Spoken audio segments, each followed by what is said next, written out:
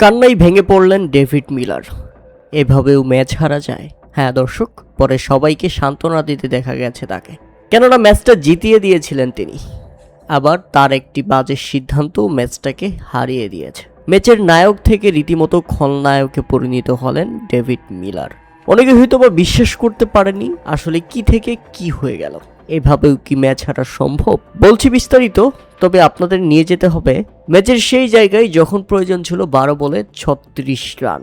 উইকেটে একমাত্র স্বীকৃত ব্যাটসম্যান ডেভিড মিলার এবং বল হাতে গুজরাট টাইটান্সের প্রিমিয়াম বোলার মোহাম্মদ সিরাজ। আর সিরাজের প্রথম বলেই দারুণ এক ছক্কা, এরপর আরও একটি 4 এবং আরও একটি ছক্কা। সিরাজের প্রথম 3 বলেই ডেভিড মিলার নিয়ে আসেন 16 রান এবং শেষ পর্যন্ত ওই ওভারে মোহাম্মদ সিরাজ খরচ করেন 23 রান। মূলত সেখানেই গুজরাট টাইটান্সকে হারিয়ে দিয়েছেন মোহাম্মদ সিরাজ।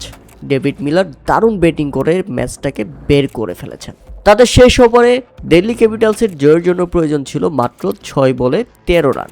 বোলিংয়ে আসেন প্রসিদ্ধ কৃষ্ণা এবং তার প্রথম বলেই 4 হাঁকান ভিভরাজ। তাতে শেষ 5 বলে 9 রান। খেলাটা একবারে বের হয়ে গেছে।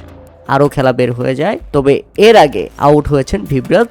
এই ব্যাটসম্যান ফিরে গেলে শেষ 3 বলে প্রয়োজন ছিল 8 রান। এমন সময় 106 মিটারের একটি ছক্কা হাঁকিয়ে সবাইকে তাক লাগিয়ে দিয়েছিলেন ডেভিড মিলার। তাতে শেষ 2 বলে 2 রান প্রয়োজন ছিল, অর্থাৎ জিতে গেছে দিল্লি ক্যাপিটালস। কিন্তু না, ঘটনা মোড় নেয় তখনই, অবিশ্বাস্য মুহূর্ত ঘটে যায় তখনই। ডেভিড মিলারের এক সিদ্ধান্ত। শেষ 2 বলে যখন 2 রান প্রয়োজন ছিল, এমন সময় প্রসিদ্ধ কৃষ্ণার ডেলিভারিটি পয়েন্টে ঠেলে দিয়ে রান নেওয়ার সুযোগ পেয়েছিলেন ডেভিড মিলার। কিন্তু সেই রান নিতে গিয়েও রানটি নিলেন না ডেভিড মিলার। ডেভিড মিলার ভেবেছেন আমি যদি 1 রান নেই তাহলে ম্যাচটি ড্র হয়ে যাচ্ছে। পরে যদি কুলদীপ যাদব শেষ বলে 1টা রান না নিতে পারে তাহলে ম্যাচ গড়াবে সুপার ওভারে।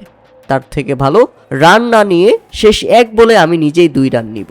এই চিন্তা ভাবনা করে রান না নিয়ে দাঁড়িয়ে যান ডেভিড মিলার এবং শেষ 1 বলে তখন প্রয়োজন ছিল 2 রান এবং শেষ বলে অবিশ্বাস্যভাবে ডেভিড মিলার সেই বলটাকে বেটে বলে কানেক্ট করতে পারেনি এবং বলটা চলে যায় উইকেট কিপার জস বাটলারের হাতে এবং জস বাটলার স্টাম্প ভেঙে দিয়ে রান আউট করেন।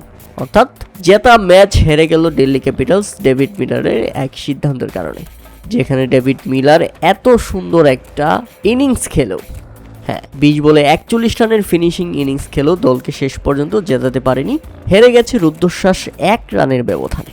অথচ ডেভিড মিলার যদি সেই রানটা নিয়ে নিত, শেষ বলে 1 রান নিতে পারত কুলদীপ যাদব, অথবা ম্যাচটা ড্র হয়ে যেতে পারত। কিন্তু ডেভিড মিলার রান না নিয়েই সবচেয়ে বড় ভুলটি করেছেন। প্রিয় দর্শক, যারা ম্যাচটি উপভোগ করেছেন তারা আরও ভালো বলতে পারবেন কি একটা অবস্থা। এখন নিজেকে দোষারোপ করতে পারেন ডেভিড মিলার, কেননা তিনিই তো এখন এই ম্যাচের ভিলেন।